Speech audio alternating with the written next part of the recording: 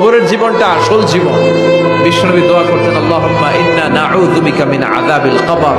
আল্লাহ, আমি আপনার কাছে কবরের আযাব থেকে পানাহ চাই, কবরের আযাব থেকে বাঁচতে চাই। এই কবরের মধ্যে অনেক ফিতনা হবে, অনেক সুয়াল হবে। কবরে প্রশ্ন আছে না নাই? কথা বলেন। প্রথম প্রশ্ন জিজ্ঞেস করা হবে, মার রব্বুক, তোমার রব কে? বলেন, আমাদের রব কে? ওমা দীনুক, তোমার ধর্ম কি? বিষ্ণুনবীর চেহারা দেখিয়ে বলা হবে, তাআরিফু মান হাযা রাজুল, এই লোকটারে চিনো? আমরা কি বলবো? আমরা চিনি, উনি আমাদের প্রিয় রাসূল মুহাম্মদুর রাসূলুল্লাহ সাল্লাল্লাহু আলাইহি ওয়াসাল্লাম। এরপরে জিজ্ঞেস করা হবে, এগুলো কোত্থেকে শিখলা? আমরা বলবো, কোরআন থেকে। ফায়ুফসাহু লাহু কবরুহু ৭০ যিরাআন, সুন্দর সুন্দর উত্তর করতে পারলে আপনার কবরটারে ৭০ হাত লম্বা করে দেওয়া হবে। ইফতাহু লাহু বাবুন ইলাল জান্নাহ, জান্নাতের দিকে একটা দরজা লাগিয়ে